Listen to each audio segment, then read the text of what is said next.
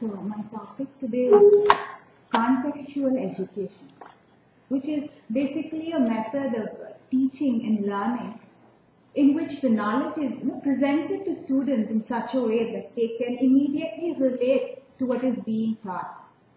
They can relate what they are learning in this subject to what they are learning in the other subjects or disciplines. What they are learning now, they can relate to what they already know or what they experience. And most importantly, where they can relate what they are learning to their own lives. So there is this constant emphasis on establishing relationship between the lesson and the learner, between one discipline and all the other disciplines, between knowledge and the circumstances in which the knowledge was created, generated, or collected, and between education and life. I would just like to take a few minutes to look at one of the challenges that we have faced in the past during the Great Depression in the US. In 1933, the US faced a very severe banking crisis. 6,000 banks had collapsed and people were all in a panic and they were withdrawing their money from the banks that remained, and this was only making the problem worse. And Franklin Roosevelt, he was the President of the United States then, and he solved the problem.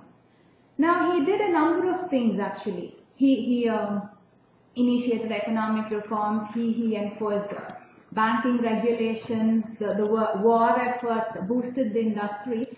But one of the important aspects of this solution was the way he handled the people and their fear. There is this very famous line of his, there is nothing to fear but fear itself.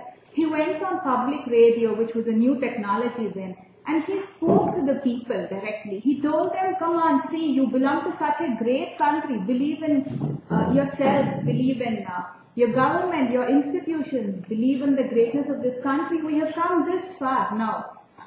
There is no need to panic. Leave your money in the banks and we will make more progress than we have ever made before. He was able to relate to them emotionally. And that halted the panic, and then he went on to solve the problem. Now, you don't solve a banking crisis or an economic problem by telling the people on radio, oh come on, don't be scared, it's okay. That was not how it was. There were so many other aspects involved in this. There was the economy, all the banks, the finance, the market, all of these aspects were there, but Roosevelt was able to intuitively see the connection between all of these, and he was able to reach the people and find that they related to everything. The human capital is more important than anything else. And so he was, with his excellent communication skills, with the strength of his personality, he was able to reach the people, connect to them, halt this panic. This he could not have done if he had looked at the banking sector in isolation. In fact, he did say that all the theories of economics that he learned in Harvard did not help him too much at that time. So it was because he was able to see this banking crisis, this economic problem in the context of the whole. Because he was able to see how it connected to everything else that he solved this problem. Now, this is true not just for this. You take any challenge that we have faced, we have overcome, any issue that has been handled effectively, it has been done so only because the people who did it have been able to see the larger picture, the part in the context of the whole. So this, I just took this up to underline the importance of contextual thinking, of contextuality in itself.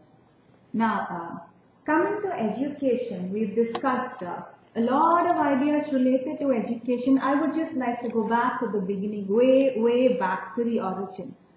I think education is one of the most marvelous systems that we have devised. We have taken all of this knowledge that we have learned over centuries, and we have condensed them, organized them in such an elaborate way in a comprehensive framework within a multi-layered structure, and we encapsulate it into a 15 or 20-year study, and we offer it to our youngsters. So all of this knowledge that we have sort of packaged it into a capsule and we give it to our youngsters. Any child who enrolls in school today has a fair opportunity of being equipped with the gist of all the knowledge that we have. Those who have the inclination, the means to pursue education further can specialize and know all that there is to be known in one or a few subjects. And then they can go on to do research to even find out more. And education is probably one of our greatest accomplishments because look where it has got us. It has made life so simpler. It has resulted in increasing the lifespan. There is the direct relationship between the income and the level of education. A farmer who is educated actually gets more output from his crop. This is documented. And a mother who is the better educated a mother is, the lower the infant mortality is in the region and the healthier the children are. And it is only because of this dissemination of knowledge through this elaborate organization of our educational institutions that we have so many devices, so many systems that make our lives so simple and that have eliminated so many of the problems that people faced earlier. Now, education is such a wonderful thing, but it is not uncommon for us to hear students say things like, but why am I learning this stuff? You're able to identify with that.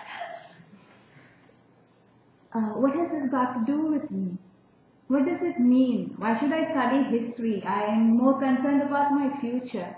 Or why should I study somebody's biography? I am more interested in me or in what I am going to face in future. Or do I get a job because I can quote Shakespeare? Or does anybody use integral calculus after graduation? Oh, I know you're interested in maths, so you may not admire.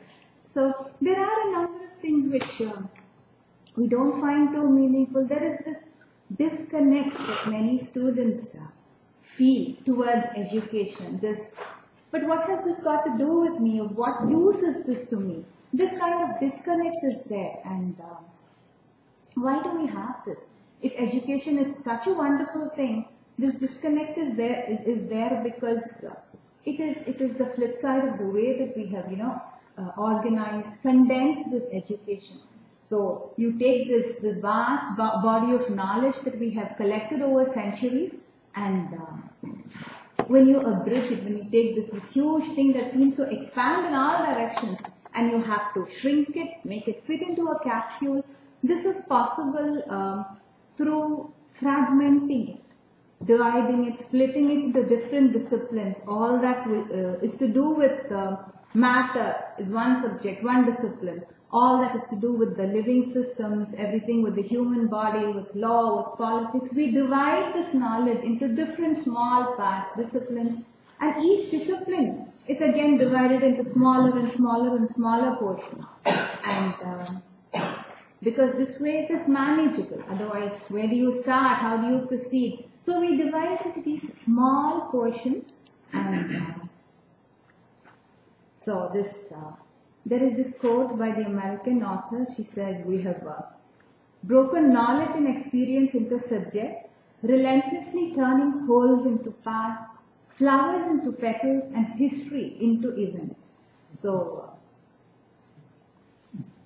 what happens? There is this beautiful picture, painting on the left. Anybody who sees it can go, oh, wow, Van Gogh.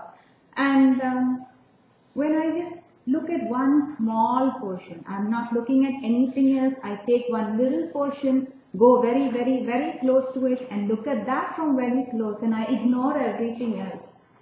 I can see only some rough brush strokes. There is some yellowish orange curve on the right, a lighter color, and then the blue. But I don't know what this means. There's nothing beautiful about it. I don't find anything that can admire in this.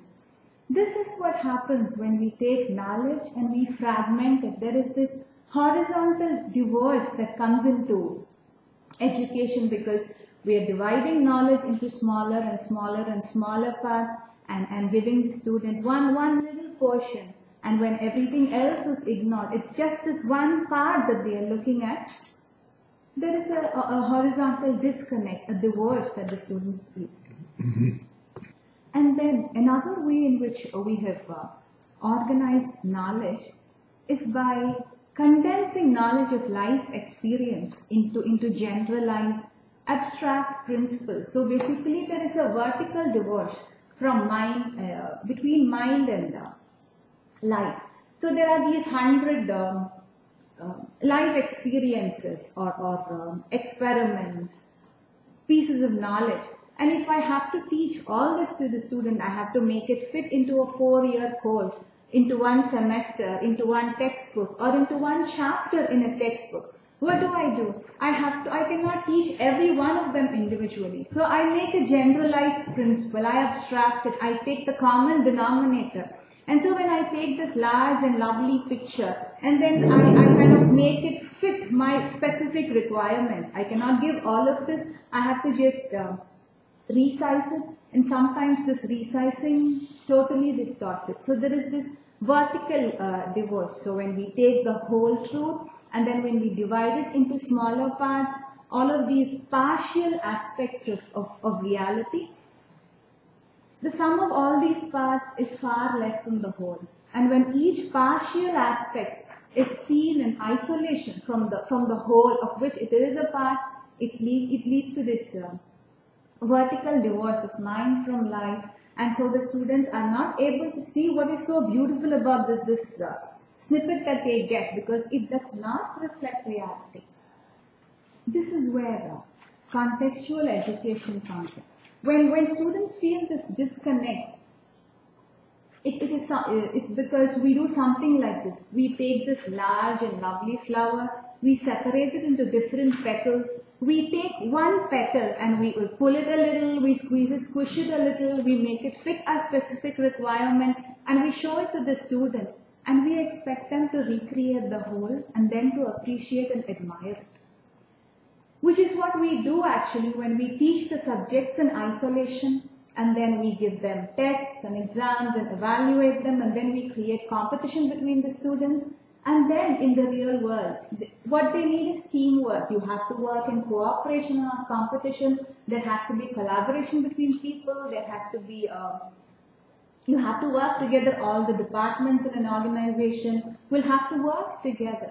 And so, somewhere between graduation and employment, we expect them to figure this out and accomplish that transformation, which results in actually what we see as the skills gap.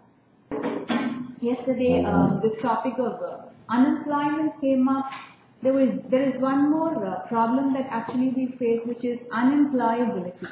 The skills gap that we see is very real because the graduates we produce are not quite ready for the workplace.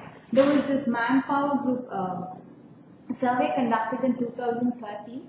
Some 38,000 employers in 42 countries worldwide were surveyed. And 35% of them said that they find it difficult to find the right talent to fill the positions that are vacant in their organization. And this is because of this disconnect that there is between the lesson and the learner, and between the education that we offer and life. And that's because the way we teach does not parallel nature. Isolation is a theoretical impossibility in the universe. Starting from the level of the particle, if you go on up to the level of the galaxy, everything is interconnected. All of us, all living systems are part of this web of relationships. And so, what impacts one impacts everything else, directly or indirectly, immediately or eventually. If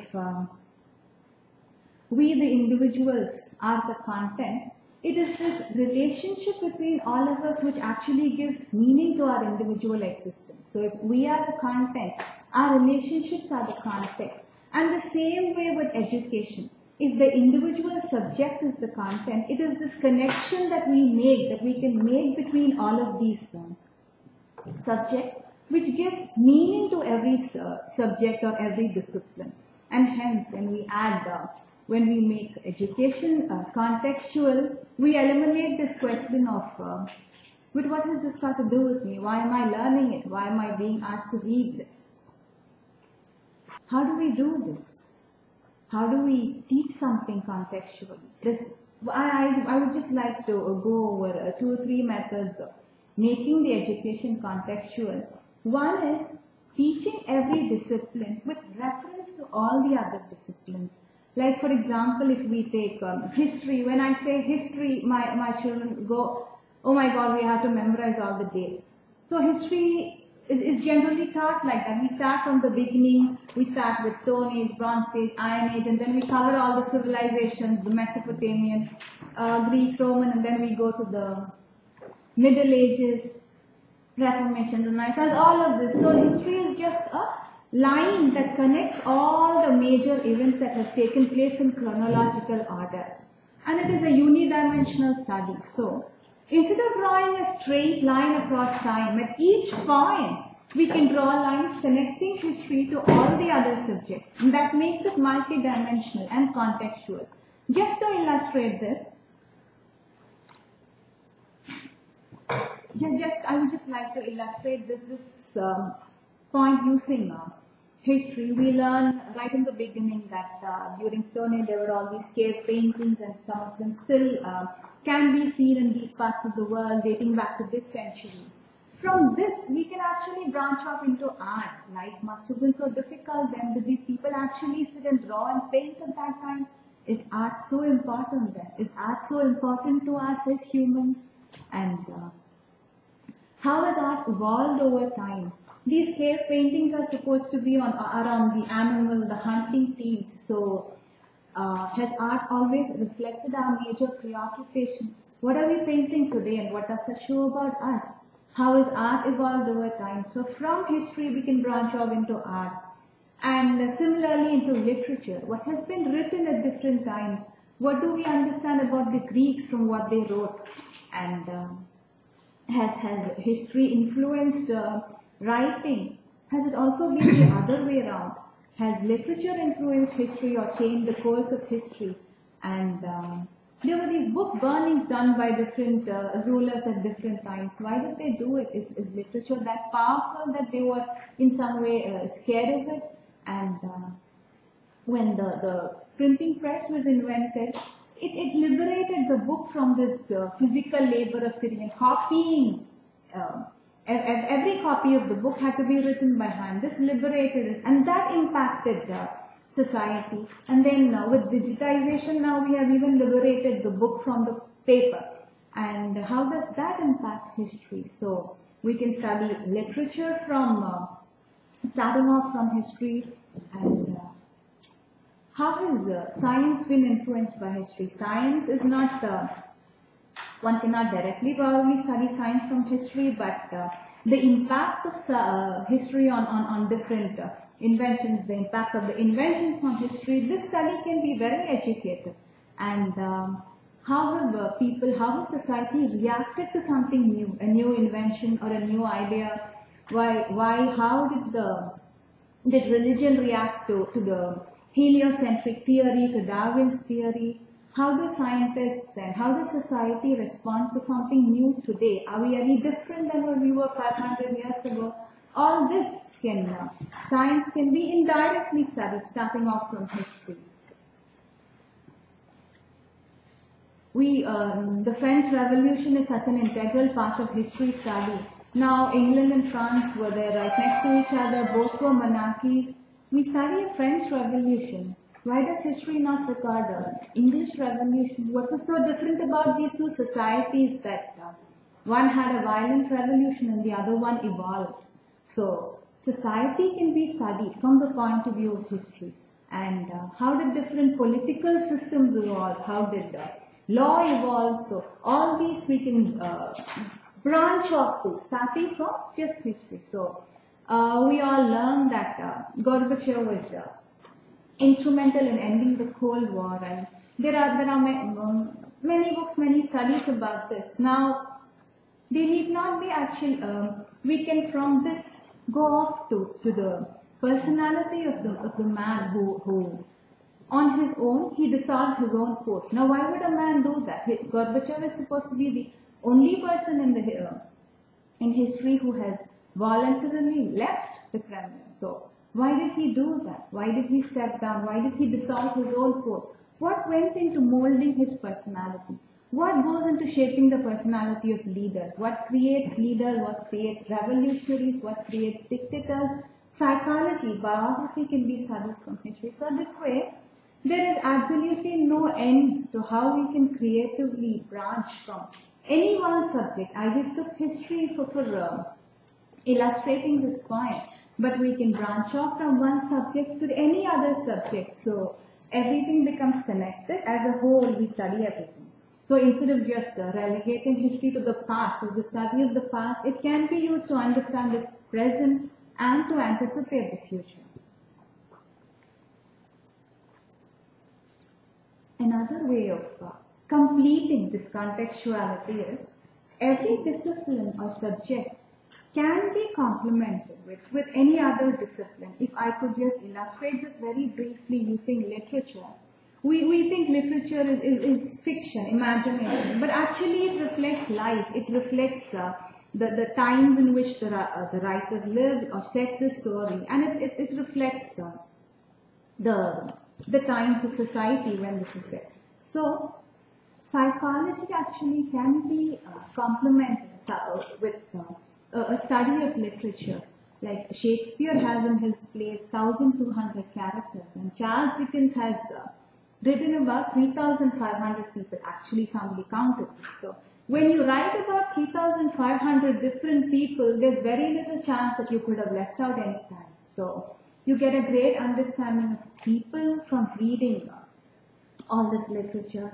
Philosophy can be made simpler and more interesting using stories, which is what actually Plato did in order to explain his principles. He used analogies and parables. Values are taught well with literature, which is the reason why we have this huge collection of fables and folk tales in every society.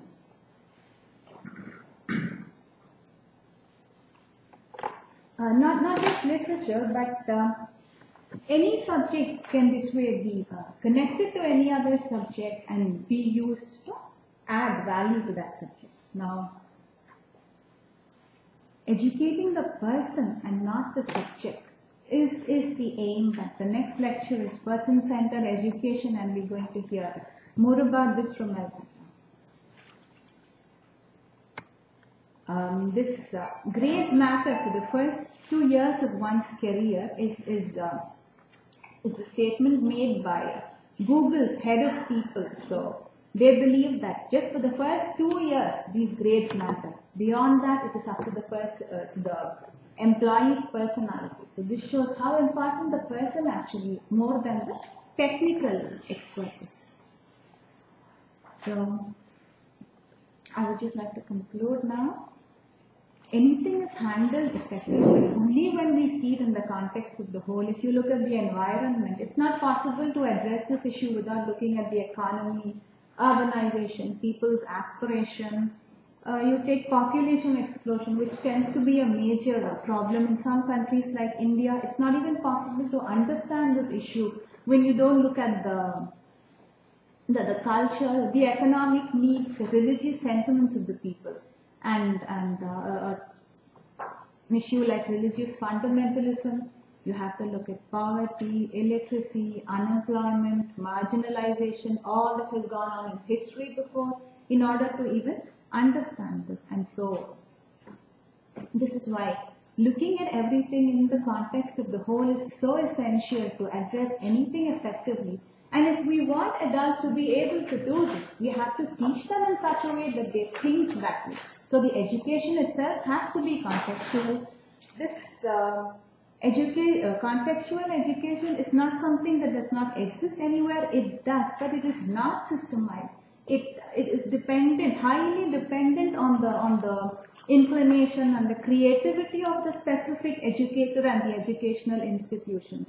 There are teachers who use movies to make something more lively. This does happen. We just heard our students here talk about trips and work which help them understand or relate to their studies better. But this is not systematized. In many institutions in many countries. And also there are a lot of issues that we need to look at, many questions that need to be answered. Like for example, not all disciplines can be contextualized. For example, it's very natural to contextualize literature, history, the arts and humanities, but it's a whole new ballgame if you want to contextualize the maths or the hard sciences. It's totally different. And we also need specialization. So does contextualization get in the way? We have to have subject experts also. So in such cases, does looking at the whole and contextualizing tend to distract to some extent? These are questions that we need to look at and answer. But to a large extent, contextualizing education, much more than we do today, is required, and that transforms education, which is a two-dimensional image, into a three-dimensional hologram. Thank you. I'm going to just make a few comments on the issue of contextuality that's a bit more technical, if you like. So I hope you will bear with me. I hope it's not too boring for you. Essentially, one of the great challenges that in the last century confronted the social sciences was the question of how to describe it in relatively simple terms that contained all the elements within it. And it was our former president, Hoedl, who emerged with a description that was very challenging and compelling. He described social process as follows: human beings pursue values through institutions based on resources. Now that sounds relatively simple, but it really hides an immense amount of complexity and challenge. The only other model I know of that has been very successful in promoting itself is the model that emerged from a movement in the United States known as the law and economics movement. And they have a roughly similar model. It reads as follows: human beings pursue wealth through institutions based on resources. So you can see this one model is meant to be a rather estimated view of society, in the sense that the only thing that counts is wealth and wealth distribution and the power that wealth brings to the powerful. So those are the two models that have emerged so far. Now, the question of how to give some operational effect to this model required the development of an approach to the problem of contextuality. And that meant this model has to be seen both holistically and in its particulars, so that whatever counts to make the model of social process usable has to identify problems, and the problems occur in a context.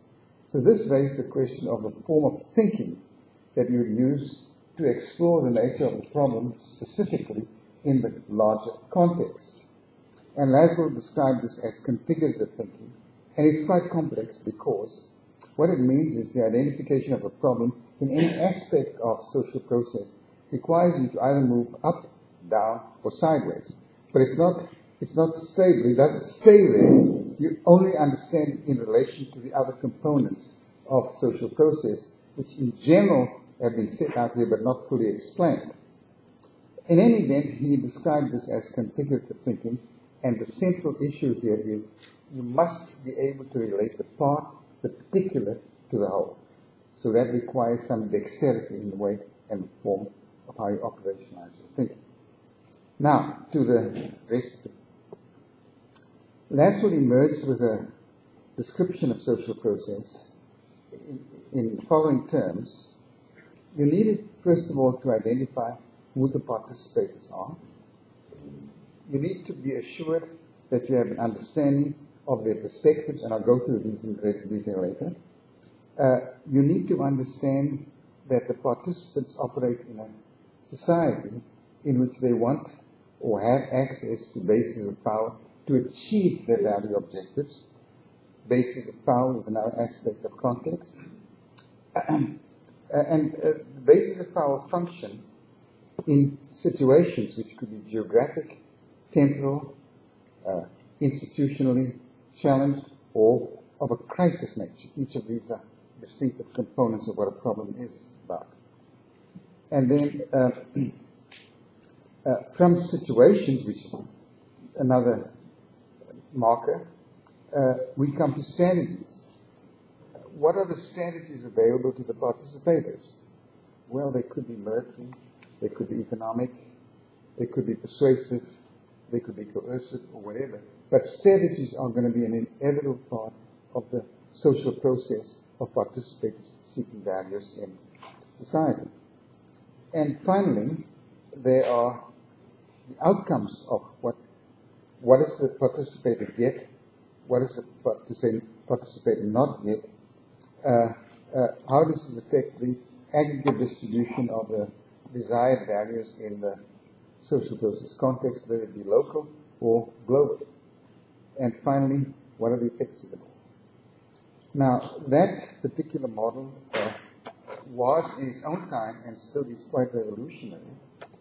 The fact is that I know of no contemporary political scientist that even attempts to use it, and lawyers boycott it. They don't want to know about it.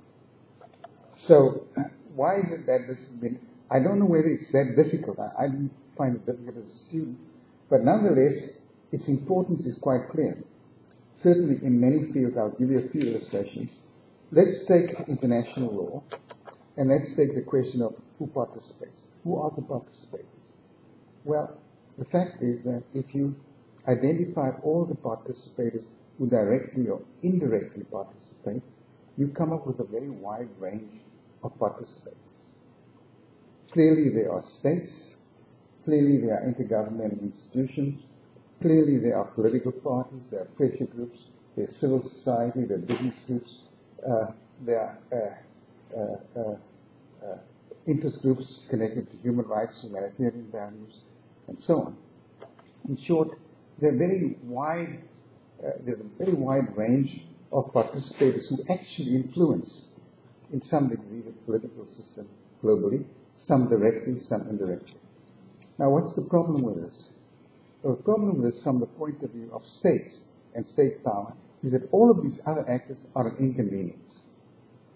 And hence, it's highly contested that you should ever take into account political parties, pressure groups, even international organizations, as relevant to the making and application of international law and the enforcement of peace and security and human rights. So, leading theorists have often said this particular model, just taking this first component of context, generates dangerous knowledge, knowledge that states don't want to hear about. They don't want to hear about these other actors. They don't want to hear about non-governmental organizations committed to women's rights, civil rights, economic justice, and so on. When they had this big conference in China, and all of these NGOs wanted to show up, the Chinese put them up in a place about 30 miles away from the venue, to make sure that they're difficulty showing up and influencing the process of it. So, participators is an important thing. You have to ask that question. Now, there's another side to this. Participators, of course, when you focus on the human beings who are ultimately the participators, either in groups or individuals, they come with perspectives of subjectivity. Nobody wants to hear about this. We don't want to know about the human subjectivities that are tied to the factors that influence identity, that influence what their demands are, maybe for social justice and human rights, or peace.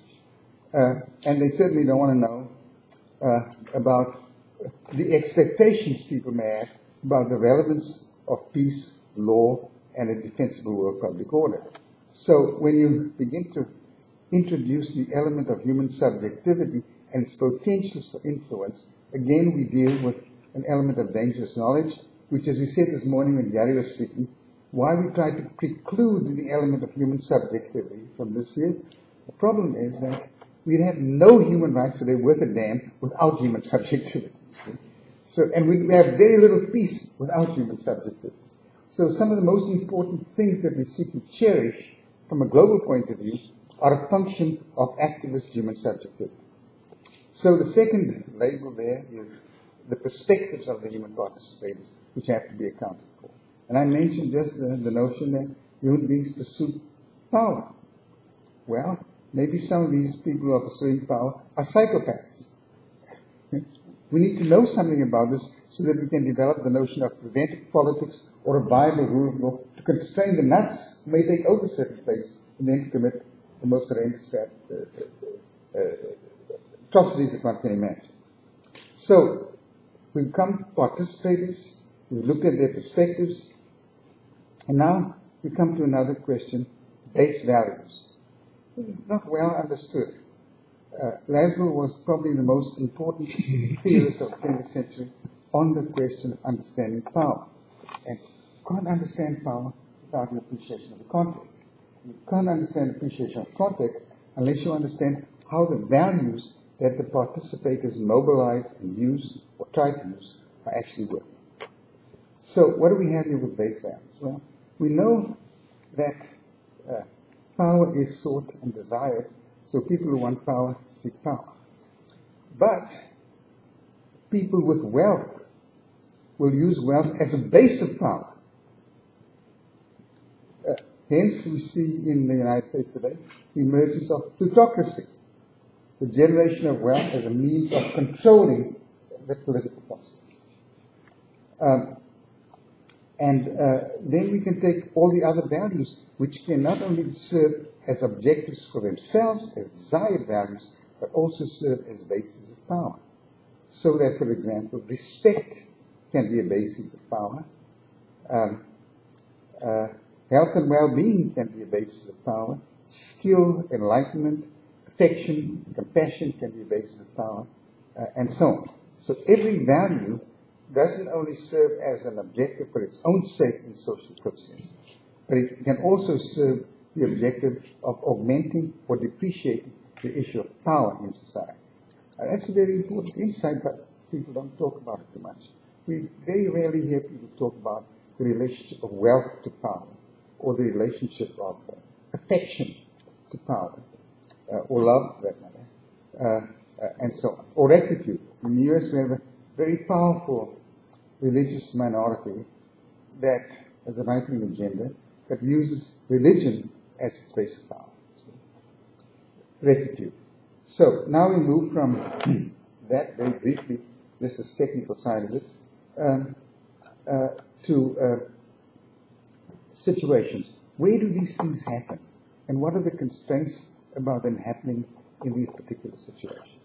Clearly we know something like this. We know that territorialism is a constraint or an enhancement of the power and abilities of people to act. So there are spatial potentials and limitations that are a natural aspect of the context, territorialism, if you like. But in addition to that, there are also factors that events in society are temporal. And temporality may be a constraint or an enhancement of the desires of participants in the system. So you have to have some spatial and temporal components to the description of context. Then there is the question of, is there a developed level of institutionalization which can be used or misused, as the case may be. So if you're talking about families cross-culturally, well, families are organized differently from one culture to another, effective in some, not so effective in others, but it's worth knowing. And then the last of these issues of the situations, events sometimes happen in the context of crisis, and crisis will change the way people configure and make decisions about what's happening. So that moves us now from situations to strategies. Again, from a global point of view, you can break down strategies in terms of coercion and persuasion. Obviously, we tend to prefer persuasion as a way of solving problems, but states will rely, and other actors will rely on coercion to do so. So when we look at coercion, we look at the use of maybe the military instrument, or terrorism, or some such thing. We could also use coercion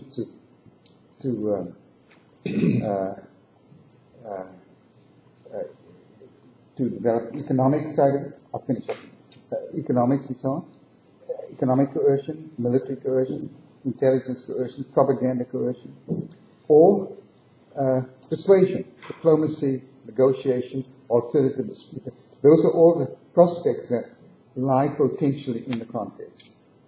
And then finally, from these strategies that we have outcomes. Well, who wins, who loses? How do we distribute wealth globally, how nationally, how locally? How do we reproduce human rights, respect, and so forth? So that essentially is outcomes and effects are the represent the kind of very technical way of approaching the issue of context. Now, just very briefly, the most challenging part of this is that every one of these labels represents a problem or a cluster of problems. So one of the great challenges is to figure out what the problems are. The participators may represent a whole bunch of problems that you need to clarify, all the way down through base value, situations, outcomes, and effects. And then the question is, of course, if you have the problem, you have to locate it somewhere. If it's a situations problem, you might have to take that problem and understand it in the context going up the ladder or down the ladder. In other words, you can't remain inert about it. And so this is one of the most important aspects, is because if you can delineate problems in this way, you can also predict problems. And nothing is more important in society than the ability to predict problems before they happen. So that is just a technical aspect of it. Now I won't, I'm time up, right? So I can't say anymore, but anyway, I'm shut up, so I'll take any questions afterwards. Okay? But that's just a very technical introduction. Well, thanks both to Janani and Winston for so interesting. Different complementary perspectives of the same topic. It really both made me think quite a bit. I like very much, Janani, your example of history and showing how much it could do. And then at the end, you kind of disappointed me because you said, but it can't be done for science. Or you didn't exactly say that, but I'm paraphrasing it. So I was thinking while we were talking, about 3 months ago, Ivo and I were asked to deliver some lectures to a group of PhD students at a leading scientific institute in Ljubljana on leadership in science, or leadership in research. And I found in talking to the group, and it was, our group of students was much more active than the PhDs were all at the end of their, going for their, writing their theses and all, and finishing their projects and all. It was very difficult to get any of them to participate. The faculty were actively engaged. And so I started questioning them, and I said, you're up to the level of PhD, what have you learned about the process of doing research? 0. What have you learned about the process of working with other people? 0. What have you learned about leadership? 0. And it was interesting because the faculty member who had invited us in, afterwards he was talking to me about the problems of the Institute. And the problems of the Institute that he's seen is, we have no leadership. Why? Well, the head of one of our departments, who was an expert in his technical subject, was never taught either how to administer anything or how to lead anything, or how to envision how we should, what the role of the institution was in society. So it really made me think about this issue of context in science. Thank you. So as Janani was talking, I was just making some parallel notes here, and I'm not going to go through it all, but I think you can catch the idea. So in teaching any subject in science and tracing it, or in engineering, or in any field, but I'm specific here, to talk about the process of that knowledge discovery and trace it over long periods of time, whether it's decades or centuries or millennia, to look at the values that have driven the development of that process, the resistances that it has met from in the society, the pressure for conformity, whether it was the pressure on Copernicus and Descartes or Galileo, or today, I mentioned Lee Smollen's book earlier, and he said today in physics, if you're not a string theorist, you're out in left field and they're actually laughed at and ridiculed. Oh, you're not intelligent enough to understand the truth. This is from a leading physicist who was at Harvard, who says it looks more like a religion today than a science. So what did we learn about social conformity, social conditioning, the process of discovery, which we were discussing this morning, creativity, which we're going to discuss tomorrow, the role of the individual in the context of the society, how an individual changes things by having the courage to think something or do something, and how the society responds to it, the role of organization, whether it's at the level of a research institute or the level of the society as a whole. These are topics that are valid for any subject and the learning of any subject. The role and impact of technology, what Winston constantly comes back to that magic word, which I learned to really value, social power. What does social power have to do with which sciences are supported and which sciences are neglected? The process of learning, of thinking, I gave the example from mathematics this morning about paradigm thinking. Cultural impact and cultural influences on the development of science in different fields, psychological, financial, technological dimensions, the social responsibility of the scientist, which is a theme of the academy, the use of analogies. Harvey, when he developed his concept of the circulation of the blood, he did it by an analogy with looking at the movement of the planets in the heavens. The relationship of science and to technology, to military, to democracy. We've been talking about some of those issues, to economy. The role of subjectivity in this. The role of values. Janani quoted some interesting data on integrity in scientific research, accuracy, commitment to public welfare, skills for listening, communicating, working as teams, the capacity for imagination. And I think I've made the point that any subject could be used to teach us about the social context, the organizational context, the psychological context, the development of mental faculties and all. But when we're focused entirely on the content that we want to deliver, we really miss tremendous opportunities. I could really identify with your comment from the point of view of all that we've been doing in the academy, which we kind of arrived at, we stumbled on, realizing that all the problems we're grappling with are problems because we're not seeing the whole context. And so what we call the new paradigm is really a contextualized attempt to understand the problems. Winston, I really love what you said. So in one sense, I was saying you could probably study every subject from one subject. That's what I think you were meant, and I just tried to clarify it for myself. What Winston says, I see it's a complementary tree.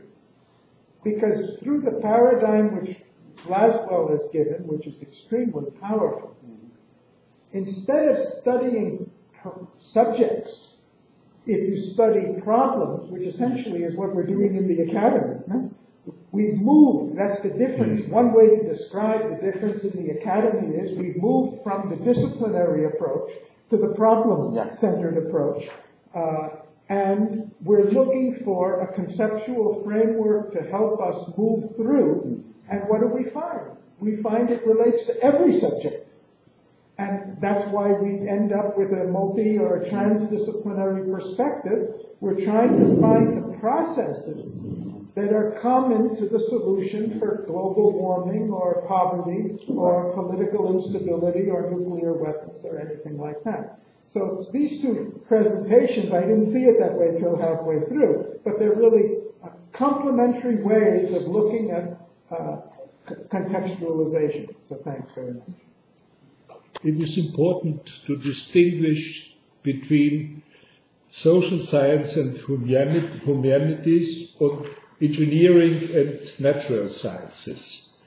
The things are quite different in many respects in engineering science, in natural science too, and I will give a few examples where we can hope or have some hope that the education of an engineer or a natural scientist can be enriched during his life in the study courses, which are about 5 or 6 years. So I will concentrate on this 5 or 6 years, what the person experiences in a good engineering education, and this gives some hope to some questions here you have mentioned. The first is we have still in this education discipline-oriented education, but it is already going toward transdisciplinary education.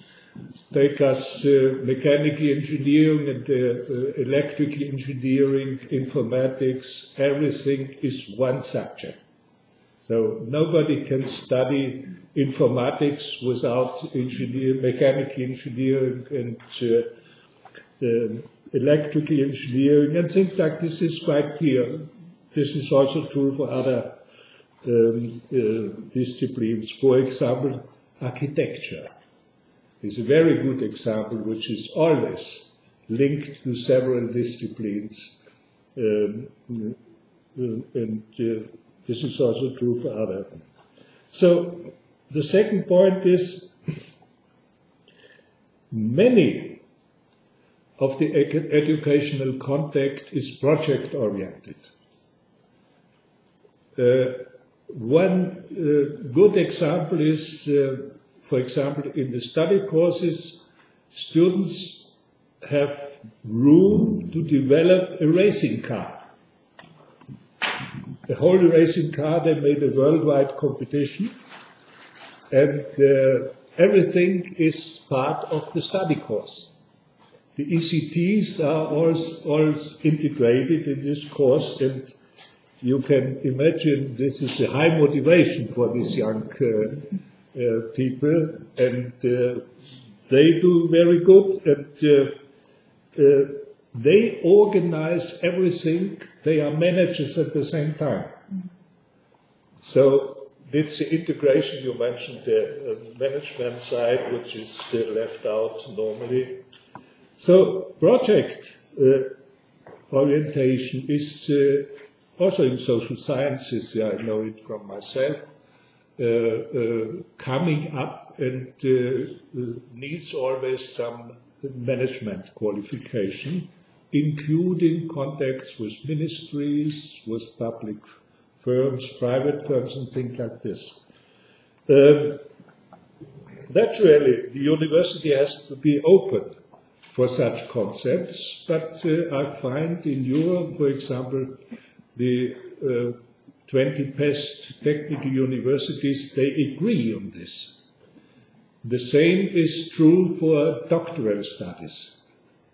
So, you know, this is some hope. I will not say we are going into the field where we are discussing here, fortunately, but we have to have some hope. The curricula are not anymore so much prescribed by formal procedures from the ministry. As growing autonomy of the university allows to have the curricula enriched by several disciplines and several other universities too, which is important to have cooperation between universities, including private firms, government, and so on. So we have here things which are really important. And another thing is teaching and research is closely related in university, in every field. So the students have the opportunity, after this first degree at least, to participate actively in the research projects with firms mainly and with other university research institute, academies and so on. So what I want to say is we have hope to integrate many things in the curricula. The main problem is still that we have not integrated the whole institution in this social process, the general social process. Universities are still separate from the society in many respects. So the hope is limited, and I think a real paradigm, as you mentioned it this morning, this needed to help those institutions which are prepared to open themselves in this direction. This concerns also lifelong learning. I spoke mainly about the 5 or 6 years in the universities. Many universities are open to have education after 5, 10, 20 years in selected courses, but also in larger fields. So this revolving education of the people for renewing their knowledge is also one of the hopes I mentioned. Finally, I will refer to what Winston Nagan said, that power is so important.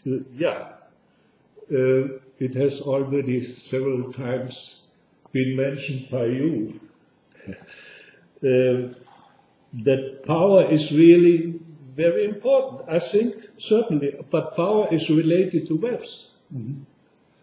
So we can say not only the relation between power and wealth is important, but the values are an immediate result of power and wealth. So let us think more concretely. If you have, if I can refer to the economy, if you have neoliberalism, this is only the value of the rich people. If you have a more or less consequent Keynesianism, post-Keynesianism, this is for the poorer people. They go instead of toward the wealth to the state, to the organization. So Keynesianism is always related to state intervention because they have no wealth. And the others, they are against the state because they have wealth.